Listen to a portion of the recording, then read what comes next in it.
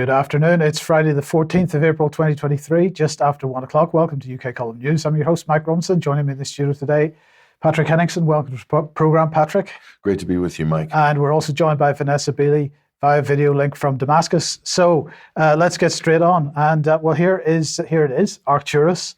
This, of course, is the fourth brightest star in the northern constellation of Boötes. And, well, what can we say about it? If you turn your telescope towards it tonight, you might just see this. Because, of course, we have a new variant, Patrick. This is not just a star, Mike. This is also one of the names of a Greek god. Apparently it is. The constellation is the herdsman, and the Arcturus itself is to do with a bear, apparently. But there you go. What can we say? The guardian of the bear. That's correct. The guardian of the bear, or keeps the bear away. It has something to do with Russia. Quite possibly. Possibly, yeah. This is great. My COVID has been upgraded from just Greek letters in the alphabet to actual gods. So this is a big, big move for the variants, and we're here to... But we're going to say that the Independent takes the biscuit, Patrick. Yeah. So here's the language on this is unbelievable. So the coverage on this thing is great. Arcturus, what do we know about the new COVID variant here? And this is what they're saying. This is a subvariant, one of 600 spawned from Omicron. How about that? Brilliant. I didn't realize that the virus could give birth to other viruses because they said it's not an organism. Anyway, it's 600 spawned from Omicron, from those nucleotide particles. So far, but seemingly no more lethal than the others. That's a nice caveat there. Has been detected in 22 countries, including the UK and the US, and has made landfall apparently months ago in the UK. And the reason they can say this is because they've extrapolated some old PCR tests from wastewater or something like that, apparently. So totally reliable, nothing to worry about. They've got it all under control, the public health teams.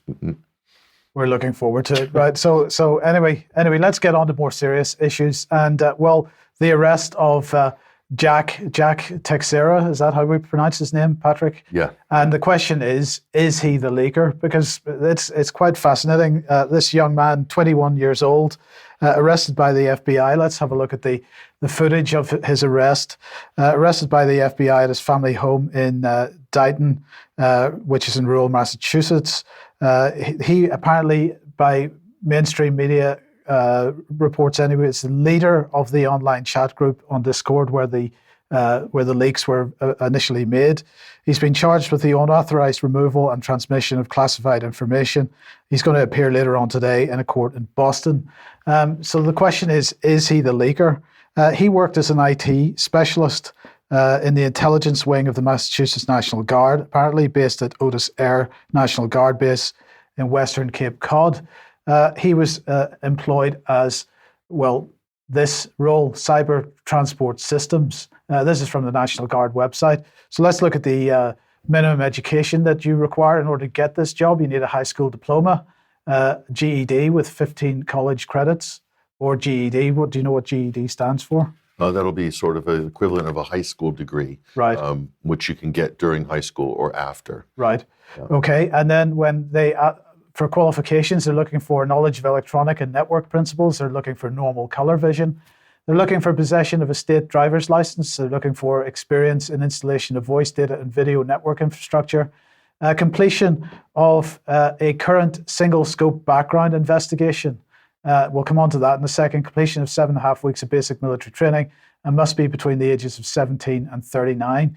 So what they seem to be saying is that on completion of a single scope background investigation, a 17-year-old, if we look at what that is, potentially gets access to confidential, secret, or top secret clearance. A 17-year-old, in this case, a 21-year-old, but anybody can apply from the age of 17. That, Patrick, seems like quite an incredible situation. And we'll explain a little bit later as to how this has arisen, but just to take the point here, these people are children, really, and they're not necessarily able to make a decision about what's in their own best interests, shall we say, or perhaps they're open to manipulation. Theoretically, yeah, all that's possible, Mike. So you're looking at a 21-year-old, a rank of captain, which is quite a young age to have a captain's rank. But apparently, if you graduate from college, you can attain a captain's rank as a college graduate. So, he is young at 21, an airman with the Air Force Reserve, National Reserve for the state of Massachusetts. Okay, so it's an interesting profile. He's very young, as you said. And the other interesting part is he's been profiled as a kind of right-winger, a Second Amendment enthusiast, a gun lover, Orthodox Christian, apparently, or linked to Orthodox Christianity or something like that, posting racist memes on the Discord server. So they've built out a profile of this guy. The only thing missing is that he's an incel or something like that. So it's got everything. The implication is that this is a potential MAGA supporter, and believe that the military and the government are run by elite pedophiles, according to various reports. So isn't it amazing that in 24 hours, we know every single fact about this young man? Just like that, there's going to be civil and also military trials. So will he? So what is there an attempt here to almost attach him to sort of QAnon and Pizzagate type stuff? Yeah, just a conspiracy theorist, this type of person, or whatever. So is he going to get a fair trial in a normal civil court or a criminal court, with the jury having seen all this derogatory material about this guy? It's amazing how this gets out so quick, isn't it? Well, indeed. Case closed. Judge, jury, and executioner. Move on. That's what they're telling us. Move on. It's all done. We've caught him. We know the motive. We've got a witness statement from an anonymous person on Discord. So yeah, nothing to see here, right? So while we're all focusing on the young man himself, of course, let's just remind ourselves about what was in the leaked documents themselves. That's right. So instead of focusing on Deep Throat, why don't we focus on Watergate itself?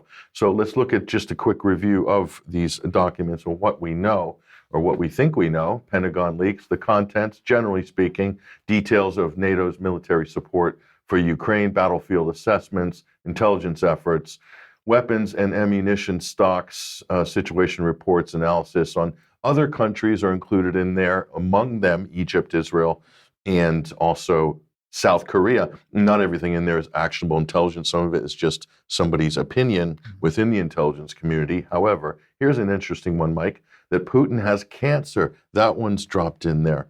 Well, I mean, this is a narrative that's been banging on through the Daily Mail and other trashy newspapers for 2 years now, really. Yeah, so that he's getting chemo treatment. So listen, we've included that in there, Mike, because there could be a lot of real intelligence in here.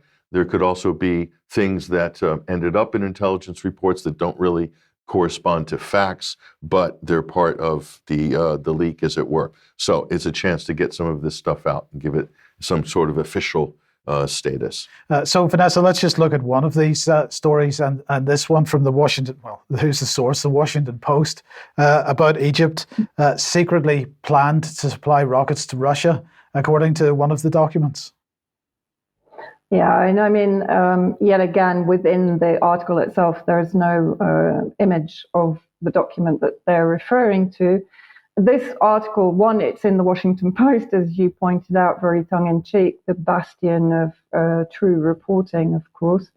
Again, said very sarcastically. Interesting, but again, it's the trend these days seems to be for these rather questionable articles to be written by more than one journalist. And in my opinion, the more questionable it is, the more journalists that are attributed to it. So this article already has 3 journalists taking responsibility for what's written. And effectively what it's claiming is that within the leaked documents was a secret document where al-Sisi is agreeing to manufacture 40,000 rockets for Russia to aid its war effort in Ukraine. And shush, don't tell the US that we're doing this because, you know, the US considers us one of their allies. I mean, this is just Dr. Strangelove stuff. And now I've managed to speak to certain sources very quickly in Syria and Moscow, and both of them, I have to say, found this quite laughable.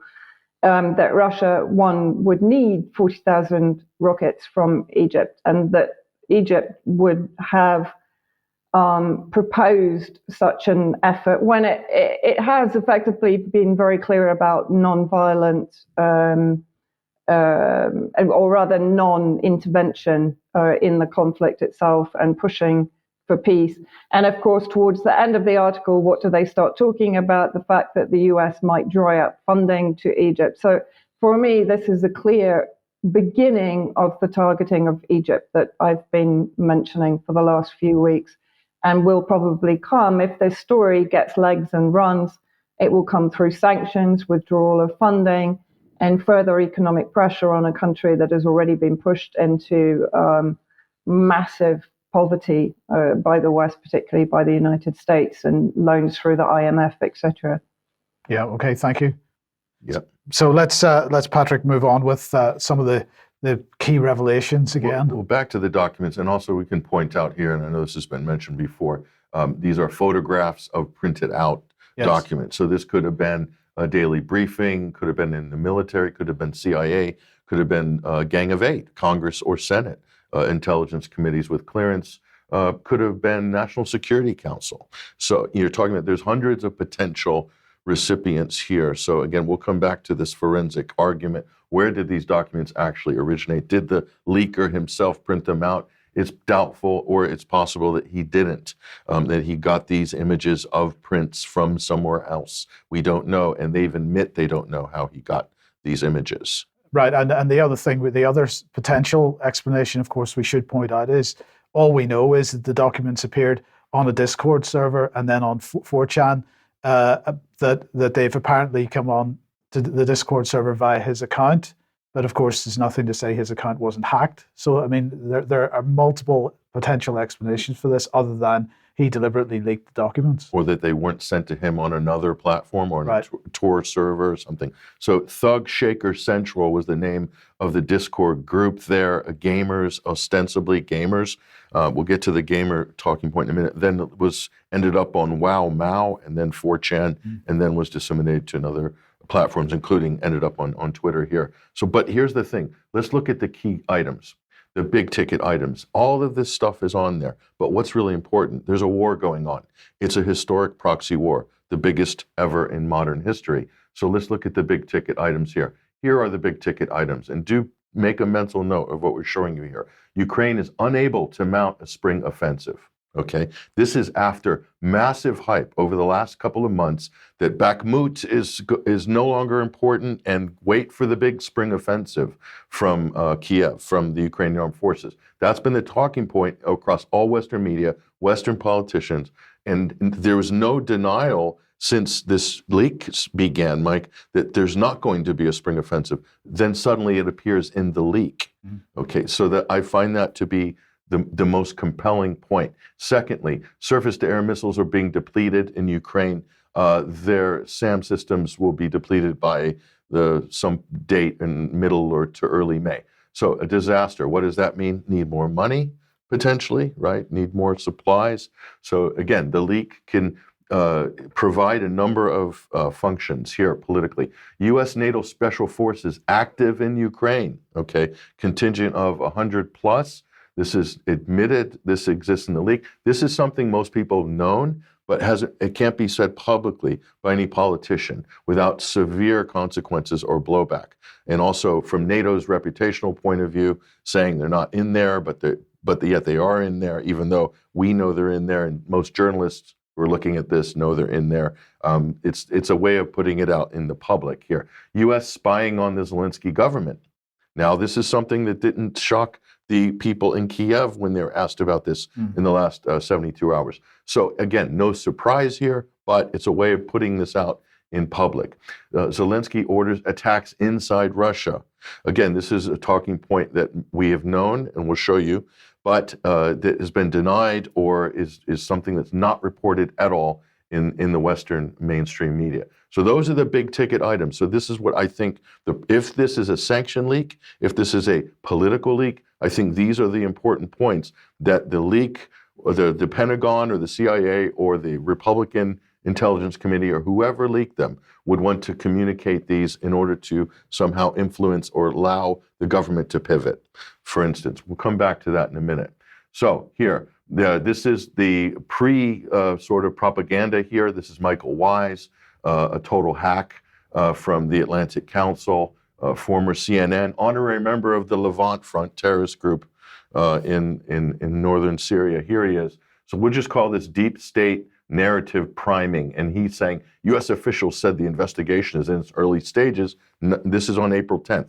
And those they have not ruled out the possibility of pro-Russian elements were behind the leak. So they had already primed this in the early days. It's possibly the Russians. Okay. So anyway, job done. Next, Dmitry Alperovitch here, Chelsea Manning, Edward Snowden, Joshua Schulte, reality winner, whoever this military docs on Discord leaker is. What is going on with our young people in this country that we feel it is okay to publicize highly sensitive and operational classified information? How did he know on the 9th that it was a young person? Well, interesting. Good point. Well spotted, Mike. And do you know who Dmitry Alperovitch is? Well, he just happens to be the former head of CrowdStrike.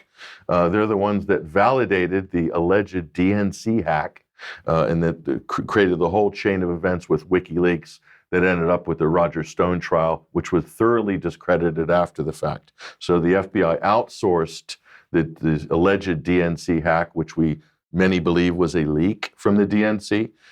So he is the guy. That's Mr. CrowdStrike there. So he's an interesting character that he would weigh in. Now, so let's play a clip. What happened? Something extraordinary happened, Mike. 2 nights ago, the mainstream media in the United States came together and agreed to no longer publish any of these documents without blurring them out. Let's watch this clip. It's unbelievable. National security correspondent Jennifer Griffin live at the Pentagon this morning. Good morning. Good morning, Dana. The revelations have sent shockwaves through the Pentagon and the national security establishment, and sources tell me could be worse than the Edward Snowden leak because of the real-time effect on allies, their trust, and the war in Ukraine. Fox News has agreed, along with other news organizations, not to publish the leaked, highly classified documents, which were discovered last week. Details about the scope and scale of the leak remain sparse. So the documents are already out in the public domain. The mainstream media have come together as a cartel and said, we're not going to show these on our platforms. How ridiculous is this? So they're coordinating with government, with the Biden administration, and together. And so what is this? So even though it's in the public interest, the mainstream media have come together and made the unilateral decision that the public cannot see these documents. Okay. Isn't that incredible? The Daily Mail published 3 of them and then published no more. That's right. Euractiv published 1 of them and then published no more. So this isn't just a U.S. decision. This is Western media. So this is the rapid response mechanism. Yes. Right. Okay. So there is some of the later documents that were shown had the name apparently and details of individuals. But Mike, standard practices, they can just put redacted black lines over these, right, and still publish them. I don't see the problem. That's how they used to do it, right? But not anymore. Okay, so here's how they're presenting the documents now. So props to Michael Tracy, who's doing some great work on this story on Twitter here. He said, they're blurring out the documents on CNN and the New York Times. Just too dangerous. Your eyes will melt, and then you'll start speaking in Russian, says Michael Tracy here. And then he goes on, look at this. He said, laugh, LOL, at Bellingcat. Totally an independent journalism outfit, blurring out the images of the leaked documents like they're pornography or something.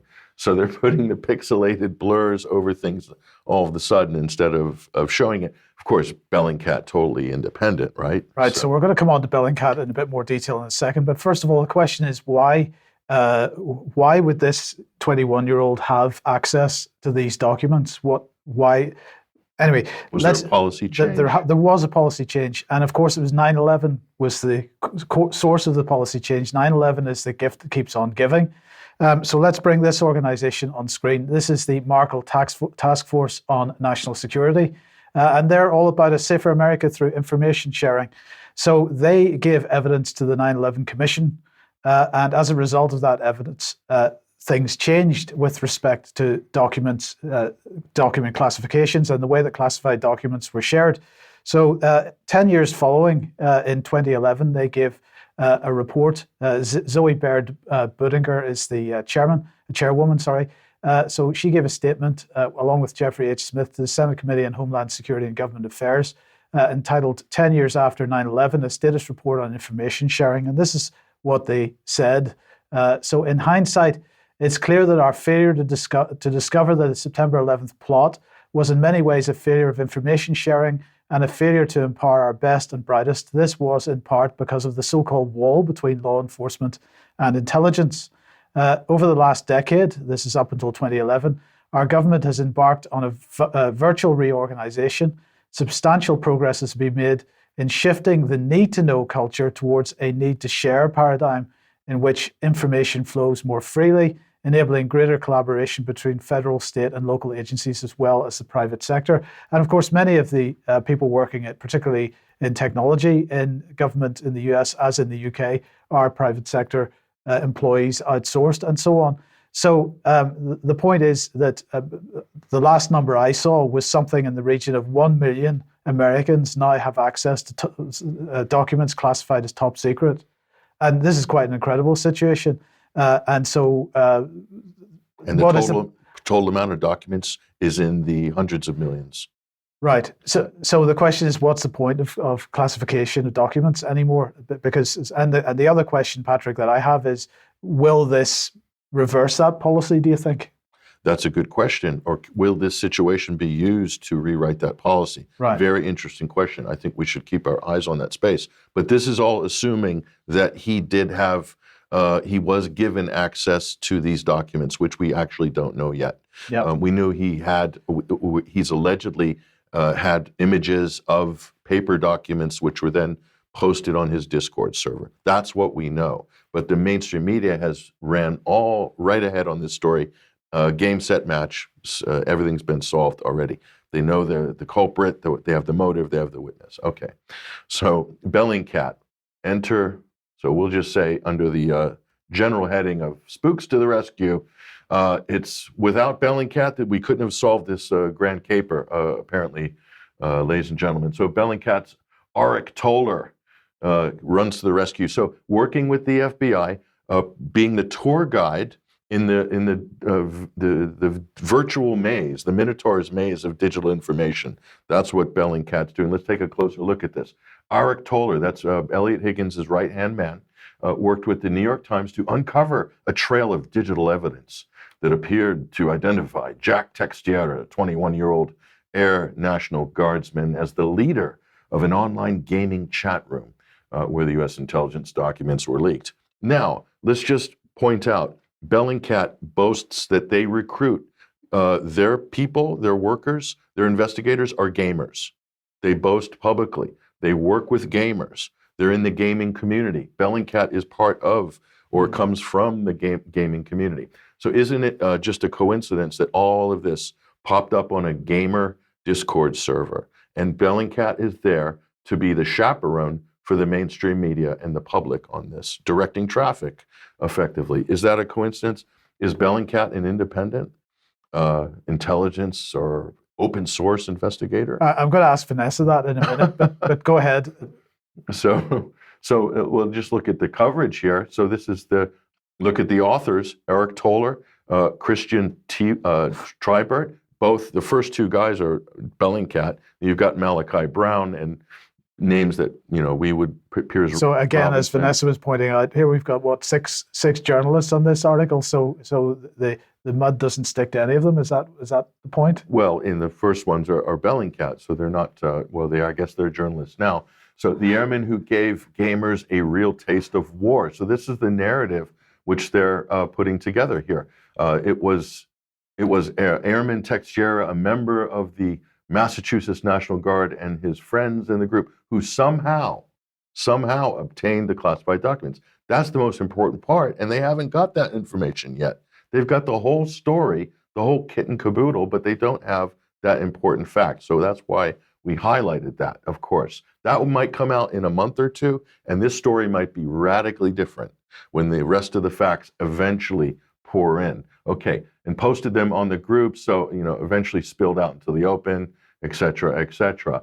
And they go on here. So in the interviews, the Thug Shaker Central, that's the Discord group, So, yeah, a place where young men and teenage boys could gather amid the isolation of the pandemic to bond over their love of guns, shared memes, sometimes racist ones, and play war-themed video games. So that's the story the public need to know. They profiled this. Again, the only thing missing is the incel. Okay, beginning in October, Airman Texiera began sharing descriptions of classified information, eventually uploading hundreds of pages of documents, detailed battle maps, etc. His goal, group members say, was both to inform and impress. So they have the motive already. He just wanted to show off here. Here's one of the authors of this, interesting Christian Trebert, there, formerly Bellingcat with Air Wars as well, now at the New York Times. Forensic architecture, you'd see him during the Duma chemical weapons attacks. He was running point on that story as well. Interesting character there. And so one of the independent journalists, so to speak, from Bellingcat here. And look at the end of this tweet here. He's saying, this is our big narrative piece. That's what he's calling the article, the big narrative piece here. So just to highlight that for everybody, that's what it's all about. It's about the big narrative, and that's exactly what we've got. So that's what the public are meant to consume on this. Yes. Vanessa, just before we move on, what are your thoughts on Bellingcat? On Bellingcat Independent? No, I mean, Bellingcat is effectively now a bona fide mouthpiece for security agencies, including, according to George Eliason, a very good journalist on the ground in Ukraine since before 2014, including for the SBU, the Ukrainian Security Services. So, you know, with funding from NED, links to Atlantic Council, blah, blah, blah, Bellingcat is about as far from independent as you can get. Yes. Well, we're going to have more on Bellingcat a little later on when we talk about Elon Musk and perhaps what's going on around that BBC interview. But let's move on with this. So just back to the main point here. So in terms of those big ticket items, focus on this one, the top. Unable to mount a spring offensive. To me, this is the most important element of this whole set of leaks, because this allows a total policy pivot on behalf of the U.S. and NATO. Okay, so what does this look like in terms of the last one too? Zelensky orders attacks inside Russia.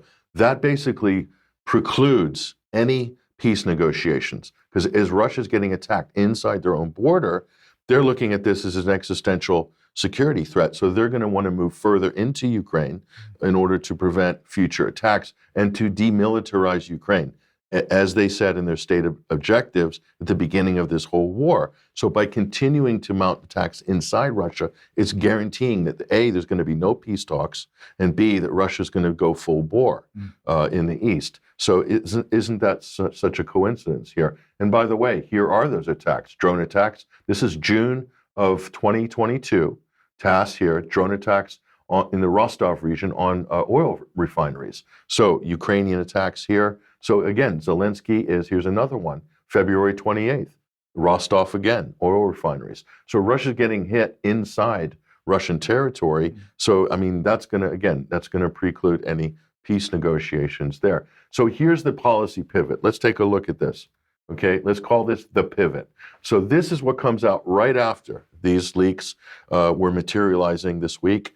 And what is this? U.S. doubts Ukraine's spring offensive will yield major territorial gains, newly leaked documents show. So again, this is furthering the narrative. So Washington Post is managing the narrative on this by basically allowing for a soft off-ramp away from this spring offensive that was supposed to happen here. And it goes on. This is the Washington Post's big push this morning here. U.S. gloominess on the war in Ukraine is now clear to see. They have a picture of an old, elderly Ukrainian conscript in the trenches. They would never show that in U.S. media or Western media before that. But here it is. Isn't that a major shift in terms of the narrative? For months, U.S. officials have privately conveyed their concerns over the course of the war in Ukraine. This is the Washington Post one of their lead journalists saying this. Why hasn't he said this publicly? Now he's saying it after these leaks. So you can see this provides the off-ramp for the mainstream media and for Washington to now change pivot and to change policy on this. So, and here we go. In the public, they stress their enduring commitment to Kiev to resist Russia's brutal invasion, vowed to support them as long as it takes, etc. But in more candid discussions with reporters, directly with Ukrainians, they pointed out a tougher reality. A total military victory for Ukraine seems impossible. That's the key point. There's no military victory in Ukraine. Now the admissions come out. Because of the leaks, the press has opened up on their narrative and said, maybe there's not going to be a military victory in Ukraine. That's the whole point. Now they can talk about it because of the leaks. And this is how political leaks are designed. They're designed to be able to drift things into the public so that it's now acceptable to have that debate. Whereas if politicians introduced it, Mike, it wouldn't be. Okay, so here, and it's covering, here's another takeaway. This is one of the elephants in the room. Seymour Hersh, Zelensky and his team embezzled at least $400 million in U.S. aid meant to pay for diesel fuel. Okay, the tip of the iceberg, according to Hersh. It's Afghan-level corruption in terms of aid. And so here's Hersh, another elephant in the room. This is the cover-up for the Nord Stream pipelines.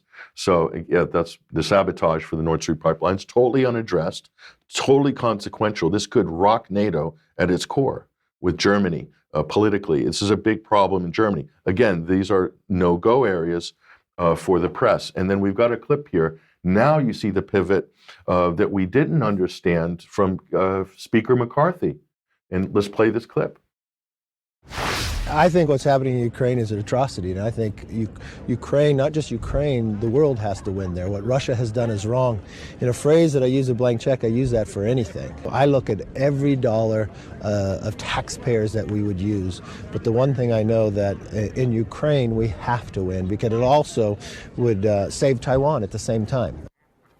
Are you reassured now, and should President Zelensky be reassured that House Republicans are not going to stand in the way of more aid to Ukraine? Yeah, I traveled with Kevin, Speaker McCarthy, to Poland, Romania. He's always believed this, felt this way. When you're over here, Chuck, when you talk to, and I've talked to the prime ministers and the presidents of Japan, South Korea, Taiwan, what's happening in Ukraine will determine what happens in Taiwan and the Pacific. So they've tied the outcome in Ukraine to China and Taiwan. So this is a repeat of the domino theory during the Cold War. Then this is what mired the U.S. in Vietnam for 10 years, was basically this domino theory. So instead of communism and capitalism, it's now autocracy versus democracy. And this is the new Cold War period. So they've committed to unlimited support for Ukraine, maybe not a military victory, Mike, but Eastern Europe is a new battleground. Unlimited amount of resources could go in there. How's that going to shape up? Let's take a look at this. Well, this is the Lend-Lease Act. And so again, Michael Tracy points this out. This can be activated at any time for the U.S. They don't need any additional approval or anything like this. It's already been passed. And this would basically open the spigots for just endless amount of militarization of Eastern Europe here. And here's the caveat. An interesting caveat in here is that Ukraine is exempt from having to pay back any of this to the U.S. government. So that's a caveat there, and that's been highlighted there, Chapter 6 of the Lend-Lease, the Leases of Defense Articles and Loan Authority, which Michael Tracy's highlighted there. That's on his Twitter account. Very good research by Michael Tracy on that here. So what does that lead to? If they're going to pull out of Eastern Ukraine and possibly withdraw there or throw the Ukrainian army under the bus and totally expend them in there to create a new narrative, which is this. The case for a no-fly zone in Western Ukraine. Is that the last card that NATO can really pull militarily in Ukraine? And that's the question. It's a dangerous card to play. If it is the last card, that's a dangerous card to play. It's a dangerous card to play, but they've played it in Syria. So they've proven that they could squat in a, quote, hostile zone or whatever, and no one's going to touch them for fear that all hell would break loose. So, and then create a permanent frozen situation there for a long period of time, 10, 15, 20 years, buffer zone, DMZ, no fly, take your pick. And so what people in the West view this as a humanitarian effort. The idea of the no-fly zone, as you can see in this image, it's equivalent to stopping war. And this is because only the bad guys bomb civilians, not the United States and NATO. So that's the implication in the minds of the West. So they could sell this very easily to the West. So if you want any more information on this, I did a really good interview with Kim Iverson, which is up on 21st Century Wire here, and we talked about the buildup of air assets, troop assets along the Polish border with Kaliningrad, Belarus, and also Ukraine as well. So there is a move to build up assets and troops along this area. So that could mean peacekeeping forces moving into Western Ukraine to squat, along with a potential no-fly zone. Is this NATO's final card? Because the military victory doesn't look like it's on the cards. Short of nuclear, it seems like the final card. Well, who wants nuclear annihilation? Indeed. So we're just putting this out there as a potential possibility, and we think people should consider it. Okay, so Vanessa, while all this is going on in Eastern Europe, of course, in the Middle East, the pivot towards Russia and China seems to continue. Yeah, I mean, sort of extraordinary events happening at warp speed, particularly in Syria. Syria seems to be the hub of these events from which all these new cooperations and collaborations are radiating. So I'm going to just quickly go through what's happened this week, because even in 1 week, there's been a huge amount going on here. So first of all, as you pointed out, Mike, here is, I would say, this is Russia and Iran putting pressure on Syria, and particularly on the president himself, President Bashar al-Assad, to follow through on meetings with President Erdogan. Of course, we're nearing elections in May, so time is running out. And of course, as mentioned in this excellent article up at the Cradle by Seda Karan, a Turkish-based journalist and analyst. I recommend everybody read it, because it doesn't only talk about the Syria issue, it talks about the entire election issue and the ramifications if Erdogan is elected or not in Turkey itself. And if we just go forward, Mike, we can see what she points out, which I totally agree with. She points out that the relations between Russia and Syria remain two of the thorniest issues for Ankara, particularly for Erdogan, because what this does is to place Turkey in the crosshairs of Washington's main foreign policy goals, which, of course, is the destabilization of Syria and regime change, and annexation of Syrian territory, theft of resources, etc. Turkey depends on Russia for energy and tourism. I'll come on to this in the next slide also. While Russia needs Turkey to mitigate the impact of US sanctions by receiving energy and agricultural resources and selling on into Europe. Erdogan signaled a willingness to reconcile with Assad last November, which was a complete about-turn from his original policies from 2011 onwards. But the issue has not progressed much further, despite high-level meetings between their officials under Russian mediation. Turkish and Syrian defense ministers met in Moscow in December 2022, and respective deputy foreign ministers briefly met on the 3rd and 4th of April this year. Of course, the Syrian red line, as I've been saying for some time, is to demand the evacuation of all Turkish troops from Syrian soil before rapprochement talks progress, particularly between the two presidents. Yet, in a meeting with his Russian counterpart, Sergei Shoigu, Turkish Defense Minister Hulusi Akar still claimed that Turkey's military presence in Syria was for counterterrorism, peacekeeping, and humanitarian aid. Does that sound familiar? And of course, for Turkey, it's the Kurdish issue which needs resolving. And then you have a battle between effectively two NATO member states, the US backing the Kurdish Contras and Turkey backing the terrorist Free Syrian Army, Muslim Brotherhood groups in Syria. So coming on to other events, Saudi Arabia buys Russian oil in record volumes and sells it to the European market. Now, this is interesting because this means that Saudi Arabia has potential to replace Turkey as the hub for Russian resources and the sale on into Europe to avoid Western sanctions, particularly US, UK sanctions. So this is interesting. Is Saudi Arabia now vying to take the place of Turkey?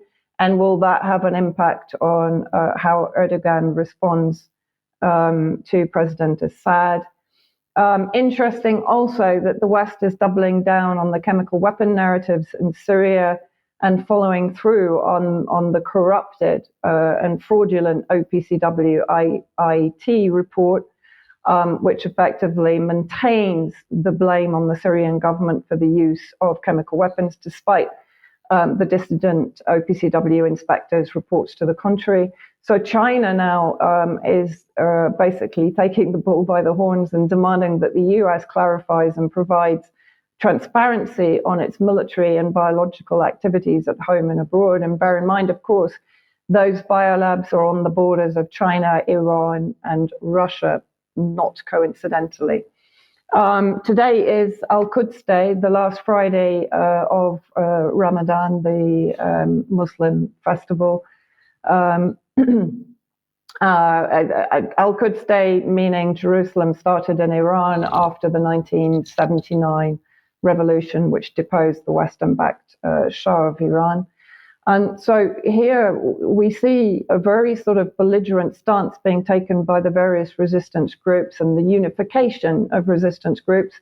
So a delegation from the Islamic Jihad movement in Palestine, headed by Secretary General Ziad al-Nakhala, arrived in the Iraqi capital, Baghdad, in response to an official invitation to participate in the activities of the International Day of Jerusalem, Al-Quds. The visit will include meetings with high-level Iraqi officials and party leaders. And in the occupied territories themselves, the various now very much armed brigades, this is something that we've not really seen. We've seen it in Gaza, but we've not seen it to such an extent in the occupied territories. So here in Jenin, the Al-Quds brigades organize a march and a military parade in Jenin camp on the occasion of Al-Quds Day. The Lion's Den brigade in Nablus has also put out a warning of Israeli attacks on the camps in Jenin and Nablus tonight, and to prepare for those. So expect violent clashes tonight.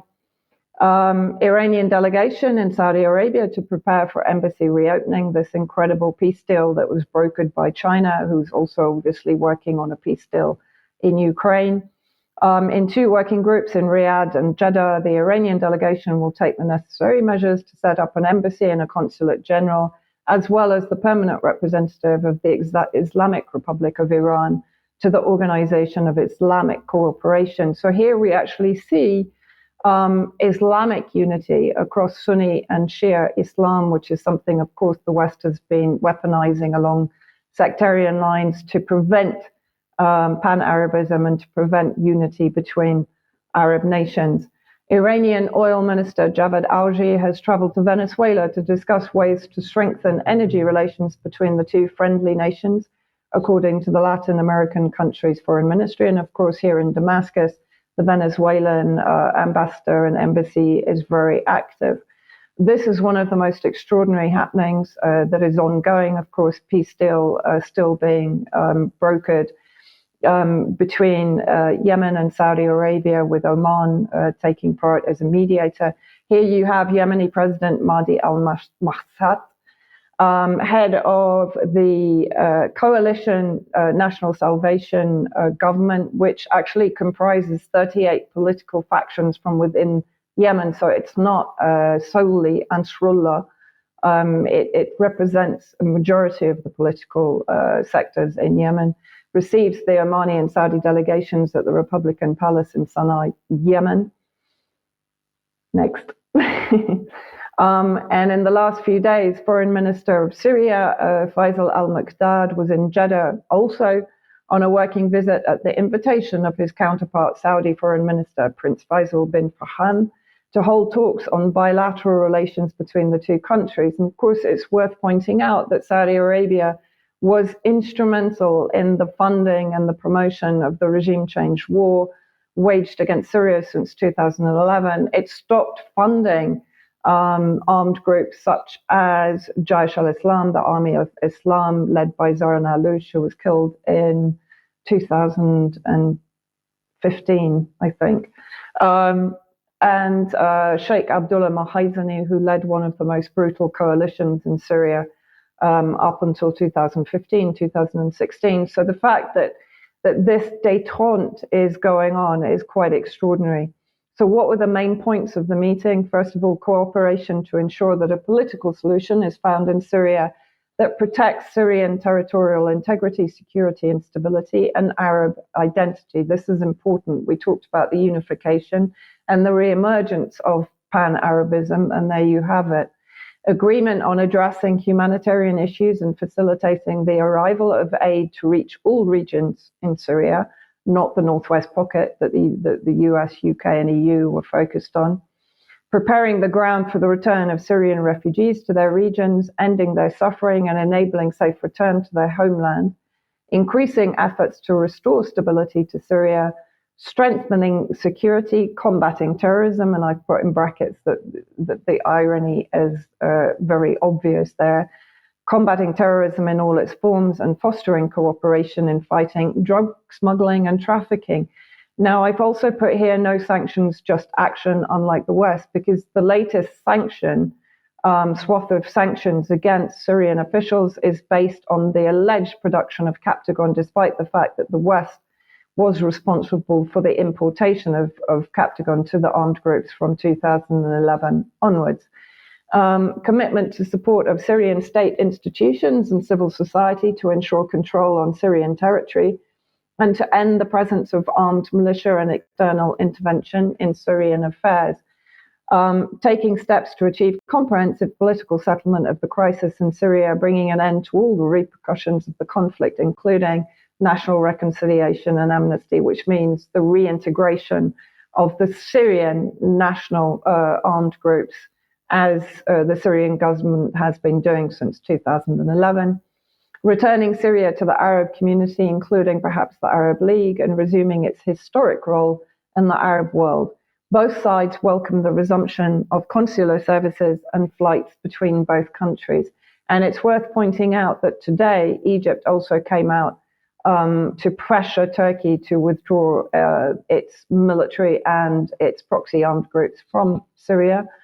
Also, this week, Syria's rapprochement advances with Tunisia.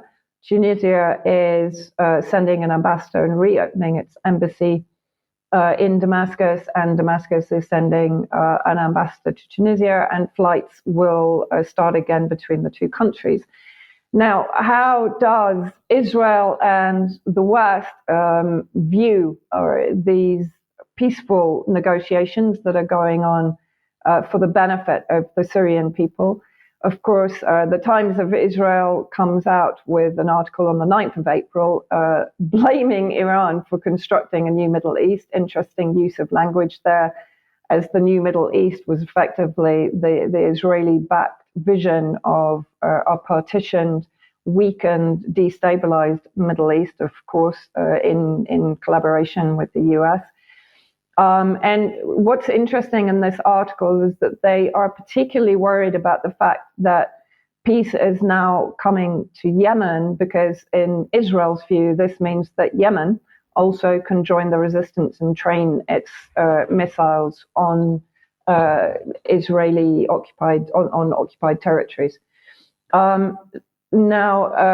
Also, kind of retrospectively, Israel has come up with the excuse for aggression against Syria in the last few weeks, which has escalated on the basis that Iran has been transferring weapons into Syria under cover of earthquake aid flights. Now, of course, the irony and the projection within this statement is the fact that the US and the UK and the EU have for years been transferring weapons into Syria to the armed groups under the pretext of humanitarian aid. And the US, always on the warpath, never looking for peace. In fact, it's outraged by peace, sends its guided missile, nuclear-powered submarine to the Middle East amid alleged Iran tensions. So the deployment came amid intelligence indicating multiple potential threats by Iran and its proxies in the region, and in the region would, of course, mean against Israel. Among those threats was a potential maritime attack on Israeli-linked commercial tanker ships. Now, again, that's projection. The majority of those attacks have been carried out by Israel against Iranian ships, and I haven't found anything in Iranian media to suggest that Iran is intending such attacks. However, that's why this nuclear-powered submarine that has the potential of firing, I think it has 154 cruise missiles on board. Russia blasts the US over treatment of Lavrov. Apparently, Washington has refused flight path for the foreign minister's plane to New York so that he can attend UN events at the end of April. Anatoly Antonov, the ambassador to Washington, said on Thursday he described the clearance delay as incomprehensible. The US authorities have not yet sanctioned the arrival of the aircraft, he said. He added that Moscow expects the Americans to promptly grant the flight permission without any conditions or restrictions. So while all of these peace deals are being brokered in the Middle East, the West appears to be basically getting more and more frustrated and more demented in its policy. Yes, and rather childish. I mean, we're seeing this kind of thing, Patrick, much more often, the denying visas to get to. I mean, the United Nations is supposed to be an international gathering. You can't deny a visa to a diplomat, no matter under any circumstances, it seems to me. And Vladimir Putin is due to speak at the at the BRICS summit in South Africa, and now they're having to reconsider him traveling because of the arrest warrant with the International Criminal Court. So that's the highest level of sort of politicizing the international system in order to keep countries from, visiting each other, heads of state. What about the UN General Assembly? The U.S. isn't a signatory to the ICC, but is that going to be a problem going forward? Anyway, it's nuts. Yeah. Okay, thank you very much for that summary, Vanessa. That's brilliant. And I want to add what Vanessa was mentioned about Yemen there. To see the Saudi Arabian representative meeting a representative from Ansar Allah, or the Houthis, as they call them in the West, in Oman this past week. That means that they're recognizing Sana'a as a legitimate government. And so this is the first step to really an end to this 8-year war started by Barack Hussein Obama in March of 2015. Yes. I think this is amazing from that point of view. It absolutely is. And of course, that war has had virtually no media coverage over the years. It's just continued and really no observable pushback from any media in the UK or anywhere in the West. No. So it's some good news this week. Absolutely. Hopefully. Okay, let's move on. If you like what the UK Column's doing, you'd like to support us, please head over to community.ukcolumn.org. There are options for us to join us there. That'd be very much appreciated. You can pick something up at the UK Column shop, but please do share material on the various platforms, including ukcolumn.org and ukcolumnextracts.co.uk.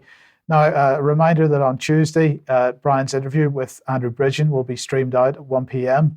Tuesday, 18th of April, in the usual places. So do watch that if you possibly can. And please let everybody that you know that that's taking place. And hopefully we'll get a large audience for that one. A reminder that next on Sunday, the 23rd, just over a week's time, the virtual event, AV event, Smart Cities and Surveillance Agenda, taking place. It's a live streamed event. We're helping them live stream that, and that will in turn support the genuinely live, physically live event in November, AV 13, or I believe it is. So please take part in that on Sunday week if you possibly can. A reminder of the London rally this Saturday in Trafalgar Square, the No to ULEZ rally. Anybody wants to take part in that, turn up at Trafalgar Square, 12 to 3 p.m. on Saturday the 15th. That's tomorrow. And Patrick, you're speaking the following Saturday in Trafalgar Square for the Not Our War event. Yeah, this is going to be Niall McRae. He's a writer. You're probably familiar with his work. Anthony Weber, who's mounted a petition to stop the war, basically, and defund it, stop Britain's participation in the Ukraine proxy war. Peter Ford former British ambassador to Syria, David Clues, I believe he's from the Unity News Network, and myself. So that's next Saturday, April 22nd. There's other speakers to be announced. So they're still waiting for a few more, but in Trafalgar Square, 12 p.m., and it should go for probably about 2 hours. So looking forward to that. That should be an interesting gathering. Okay, super. So now earlier in the week, the BBC interviewed Elon Musk. Now we're going to show a couple of clips from this to set up the main part, which is to look at one or two of the organizations that were mentioned during this this particular interview. But let's just listen to the first clip of Elon Musk. Free speech is meaningless unless you allow people you don't like to say things you don't like. Otherwise, it's irrelevant. And if at the point at which you lose free speech, it doesn't come back. I think the issue some people have is that a lot of people were brought back. I mean, some people were brought back who were previously banned for spreading things like QAnon conspiracies. You have people like Andrew Tate who were brought back, who were previously banned for things like hate speech. Do you think you prioritize freedom of speech over misinformation and hate speech? Well, you know, who's to say that something is misinformation? Who's the arbiter of that? Is it the BBC? You're literally asking me? Yes. Well, no, you are the arbiter on Twitter, because you own Twitter. Yes, I'm saying who is to say that one person's misinformation is another person's information? At the point at which you say that there is this is misinformation, like who is going to decide that? You accept that misinformation can be dangerous, that it can cause real-world harms, that it can potentially cause... Yeah, so the point I'm trying to make is that the BBC itself has, at times, published things that are false. Do you agree that that has occurred? I'm quite sure the BBC have said things before that turn out to not be true. Correct. In its, whatever it is, 100-year history, I'm quite sure. Yes. Even if you aspire to be accurate, there are times when you will not be. So, I don't know what your thoughts are on that. Well, it's interesting exchange, and it's about to get more interesting, I think. Well, it is. Now, let's look at the second clip then. Spoken to people very recently who were involved in moderation, and they just say there's not enough people to police this stuff, particularly around hate speech in the company. Is that what hate speech are you address? talking about? I mean, you use Twitter, right? Do you see a rise in hate speech? I mean, but just a personal anecdote. Like, what do you? I don't. Personally, for you, I would see I get more of that kind of content. Yeah, personally, but I'm not going to talk to the rest of for the rest of Twitter. So you see more hate speech personally? I would say I would see more hateful content in that. Content you don't like or hateful? What do you mean to describe a hateful thing? Yeah, I mean, you know, just content that will solicit a reaction, something that may include something that is slightly racist or slightly sexist, those kinds of things. So you think if something is slightly sexist, it should be banned? There are many organizations that say that that kind of information is on the rise. Now, whether it has on my feed or not.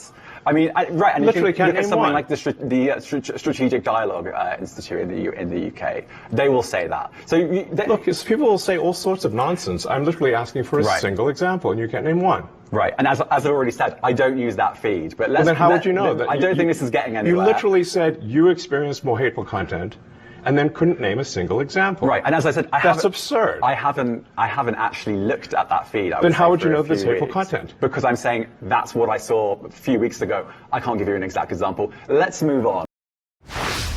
And of course, at that point, he wants to move on. Vanessa, we're going to talk about the Institute for Strategic Dialogue in a second, but just what are your thoughts?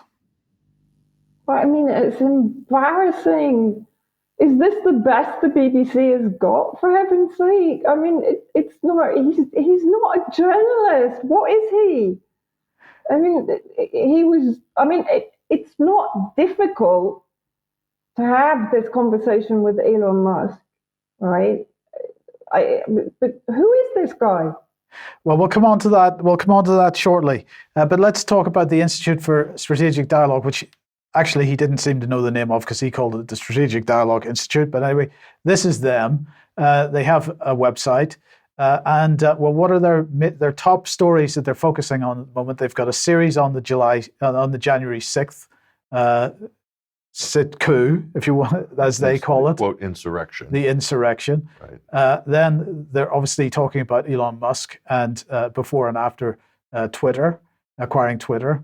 The Reichsbürger movement, we've mentioned them in the past, and then the Russian invasion of Ukraine. These are their top sort of subjects on their website. They're all about powering solutions to extremism, hate, and disinformation. Patrick, that's their headline there. So this is what they say about themselves. ISD partners with governments, cities, businesses, and communities working to deliver solutions at all levels of society to empower those that can really impact change. We are headquartered in London with a global footprint that includes teams in Washington, D.C., Berlin, Amman, Nairobi, and Paris. They focus on these three areas. First of all, analysis. They say we combine sector-leading expertise and research in global extremist movements with an advanced digital analysis capability. With this, we identify and track online manipulation, disinformation, hate, and extremism in real time. Our digital analysis unit has built proprietary tools for delivering social science standards of data. This provides ISD and our partners with granular insights into the evolving actors, tactics, technologies, audiences involved in proliferating hate, disinformation, and extremism online. So they are collecting bulk data. They're looking at who's spreading information which they consider disinformation, which they consider hate, or which they consider extremist. And then they're using that analysis to inform everybody, really, that's on the official side of the narrative. So they're tracking dissident speech. So this is the same sort of canard that Kate Starbird at the University of Washington and all these academic working groups. Why do they have an office in Amman? Is it to tamp down pro-Palestinian speech on Jordanian social media? I don't know. But it seems like they will always position themselves with whatever the British government considers to be dissident or hateful or threatening. And that's it. Whatever NATO or the British government, that's where you'll see the Institute for Strategic Dialogue will be exactly aligned with that. Just like the Southern Poverty Law Center in the United States, and the ADL, Anti-Defamation League, performing pretty much the same function, but this one is more geopolitical, this institute. So analysis was their first one. Action is their second. So here we go. Action, we design and deliver programs that empower cities, practitioners, and civil society around the world to mitigate hate, polarization, and disinformation.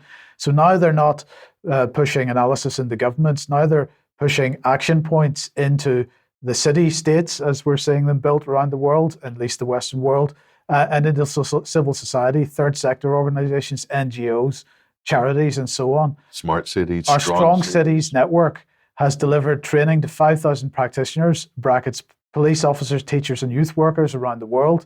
So they've got a 3-minute video on it. Training, it sounds like common purpose. This is exactly what it is, of a type. Crucially, we work to empower civil society, fostering networks of community influencers. So fostering networks of community influencers, just think about that, including the first and largest global network of former extremists, they claim, that have credibility to reach hard-to-reach target audiences. We've trained over 32,000 activists and social influencers around the world. How many of them are on YouTube, for example? That would be my question. Good question. Right? And have pioneered first of their kind intervention models across several different online spaces, gaming, social media, all tech platforms. Gaming connections, once again, here, Patrick. Ooh, the gamers, yes. Right, so we're back to the gamers again.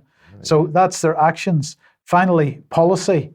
We formulate and advocate policy solutions and provide local authorities, central governments, and multilateral institutions with the data, expertise, and technical support to deliver evidence-based policy and programming. And Strong Cities Network is absolutely part and parcel of that.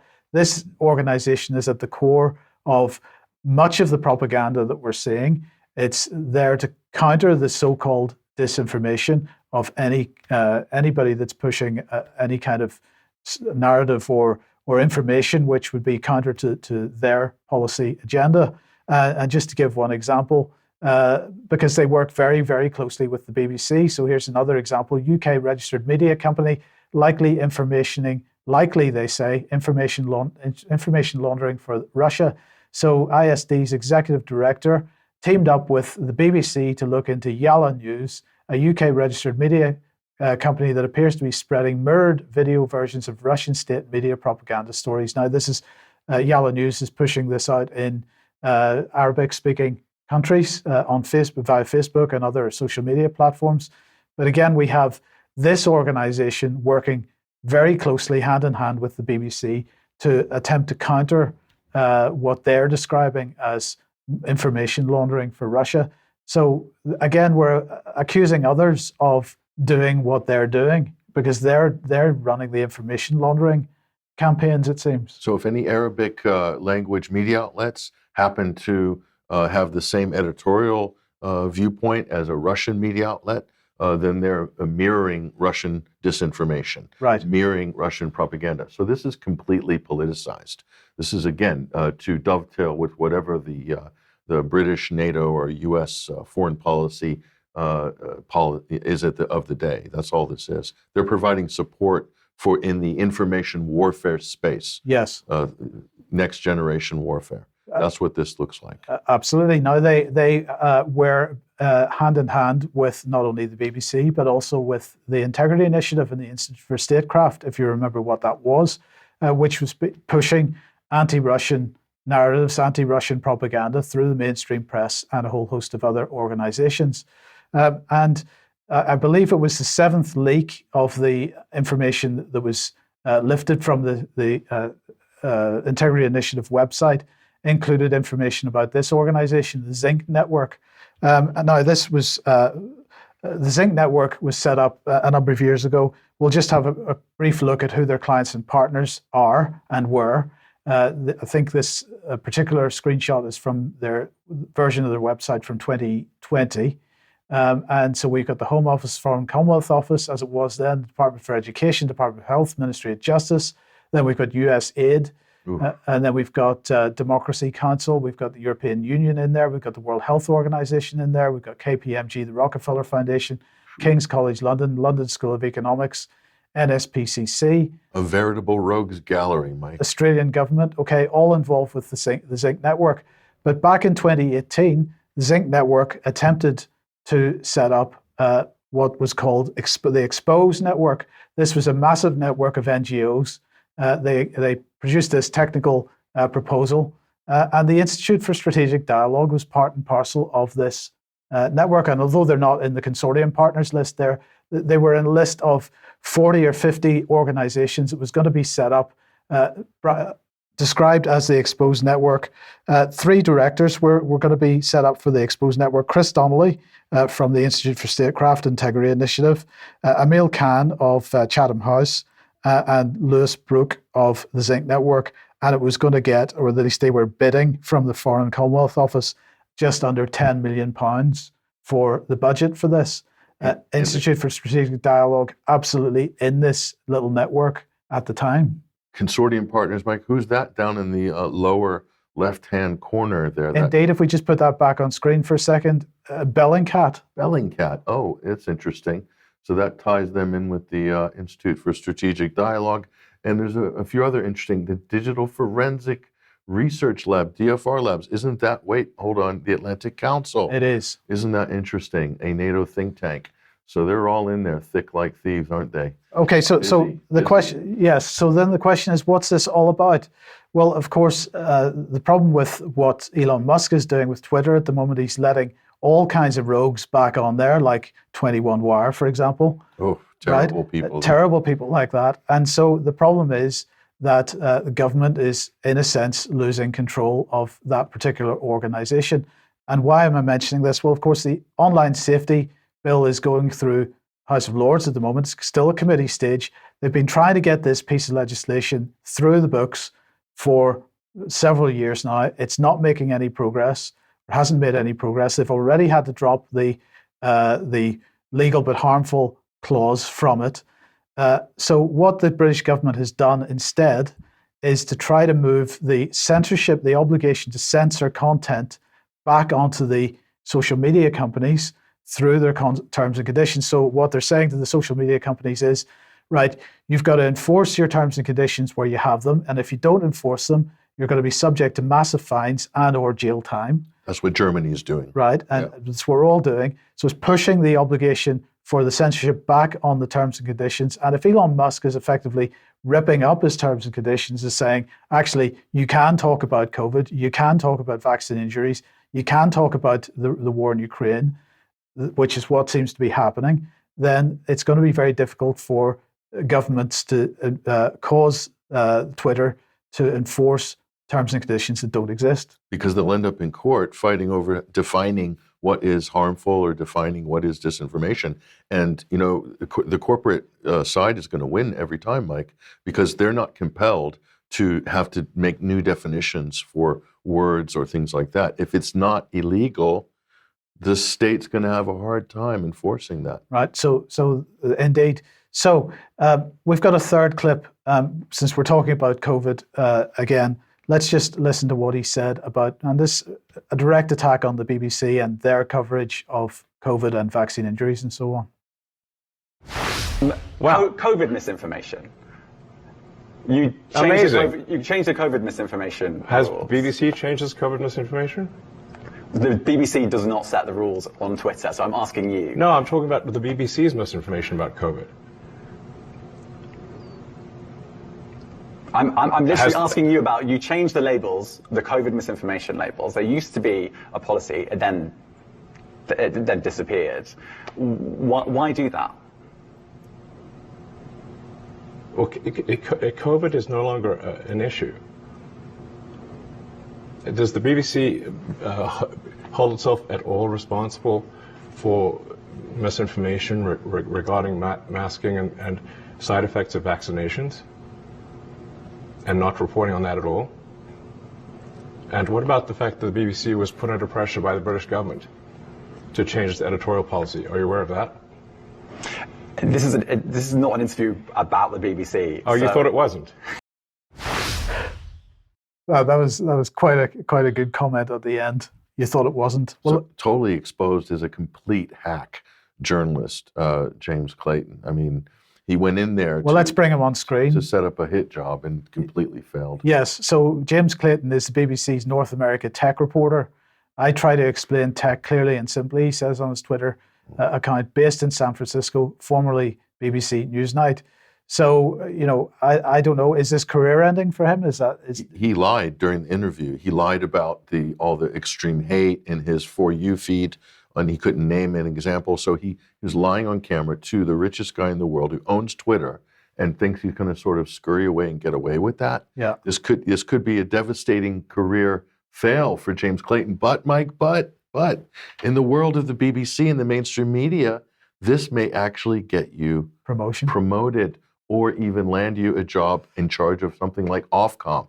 Okay, so actually, if he wants to, for the deep state, big career opportunities are waiting for James Clayton right now. He's proved that he can go into the lion's den and lie and get away with it and have no shame whatsoever. I think he's got a promising future. Vanessa. Wasn't Olivia Solon originally reporting from San Francisco on tech issues? Yep. Maybe San Francisco is the new pool for fall guy journalists that are going to kind of impale themselves on various narrative untruths from the BBC and The Guardian. That made me laugh because I think she was. Well, indeed. So riding to the rescue then of a potential failed career is Mariana Spring, of course.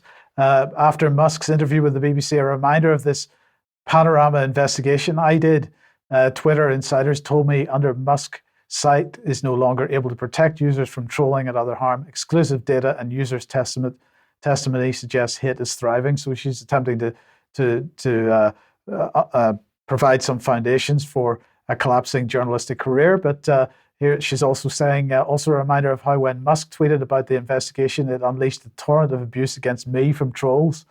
Poor Mariana. There you go. It proved what I'd revealed about the site struggling to protect users, more on being at the center of a Twitter troll storm there. So there you go. So she's the British equivalent of Nina Jankovic. Yes. There, and she's expecting that they're going to throw her flower garlands and praise for the job that she's doing as head of the Ministry of Truth. Okay. And then this morning she was retweeting that over Easter she was away before venturing into conspiracy land for the next Radio 4 podcast. So it's such a terrible life for her. But Patrick, what is the myth of the BBC?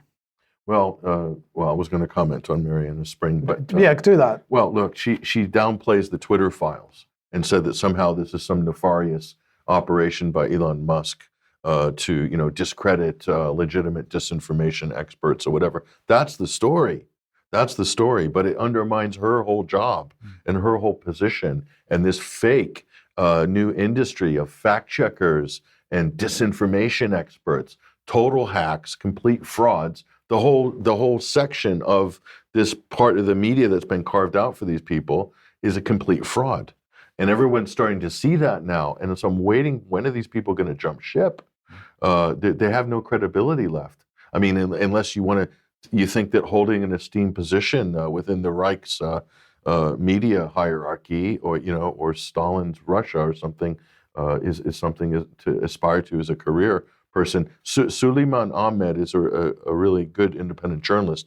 He wrote an amazing thread on Twitter. I'm sorry we don't have it up on screen, but he broke down Marianna Spring's article point by point, this exhaustive thread. And it's an amazing forensic example of how you can deconstruct these so-called disinformation experts as complete propaganda hacks. And she is absolutely that. So anyway.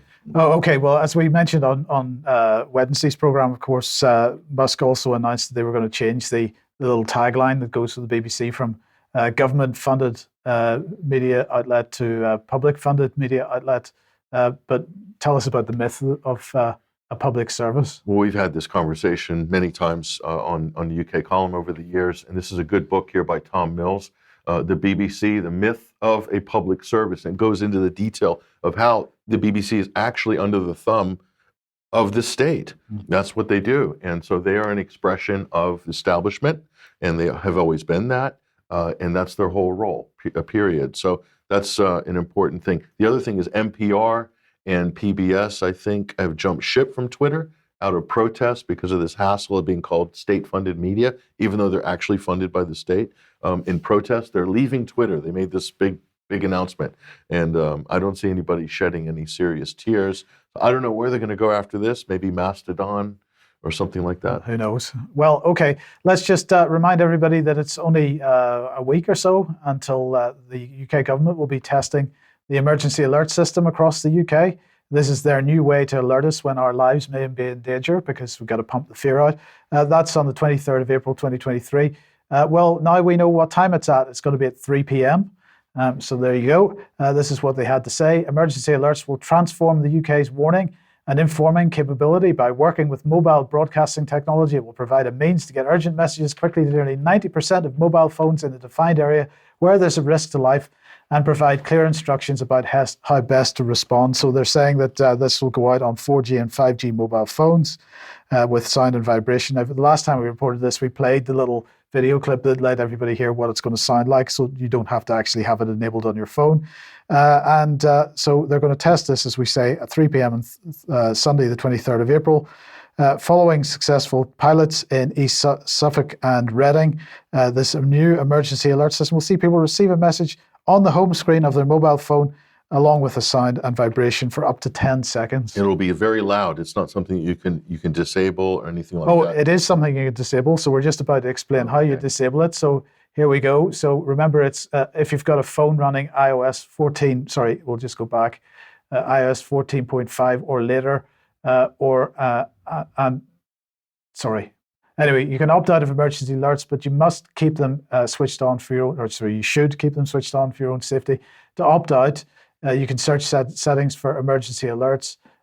You can turn off severe alerts and extreme alerts. So there's two levels of alert.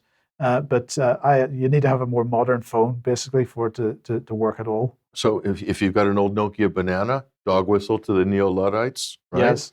They're cool. They're not going to be bothered by this. It could trigger you. What if you're driving and this thing goes, we have this in Arizona for dust storms. It goes, and the phone shakes. Yes. It's not pleasant. No. Now, if you're easily triggered or you have anxiety issues, this is going to trigger you. Why are they going to do, what could this possibly be for, Mike? How did the British survive all these centuries without the emergency alert system? Well, you know, What Patrick, could the it be? thing is, if Putin launches his nuclear barrage, we've got to be told to get under the tables. I mean, how else are they going to tell us? Do you think it's possible the government may start doing drills with this? Well, this is the first one. This technology?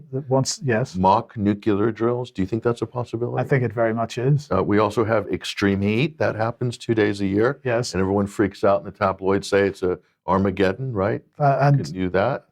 And what about cold, extreme cold, 1 day a year?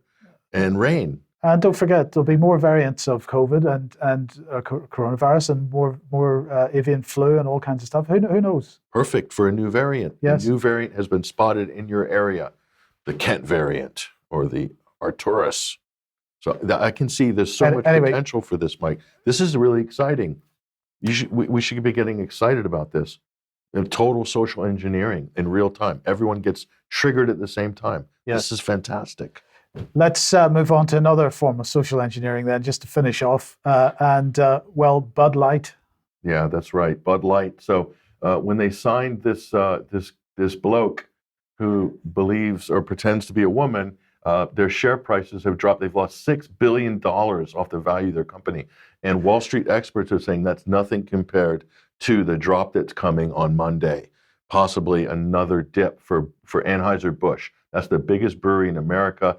They've gone full trans on this. They put this guy's picture on the beer can as well. Yes. It's been a huge backlash. Everyone's boycotting Anheuser-Busch products. And look at this. Go woke, go broke. That's what they say, right? Now, that became a hashtag on Twitter very, very quickly. Yes, Dylan Mulvaney. Yes, what were they possibly thinking? So Nike's having the same issue. Exactly, because it's not just Bud Light. It's a whole raft of companies have chosen this particular person to promote their product. So they got men wearing women's bras, and so there's women are having this campaign, Burn the Bra. I think it's against Nike. So the whole thing's backfiring on all these companies. So this is amazing news. I think this is something to celebrate because isn't it ridiculous? They can't find a decent woman to be the face of these companies, so they have to go find a guy who's pretending to be a woman. I mean, what kind of times are we living in? This is just complete Sodom and Gomorrah. It is indeed. And on that note, we'll leave it for today. Thank you very much to Vanessa and Patrick for joining us. We'll be back in a few minutes for some extra. But otherwise, have a good weekend, and we'll see you at 1 p.m. on Monday as usual. See you then. Bye-bye.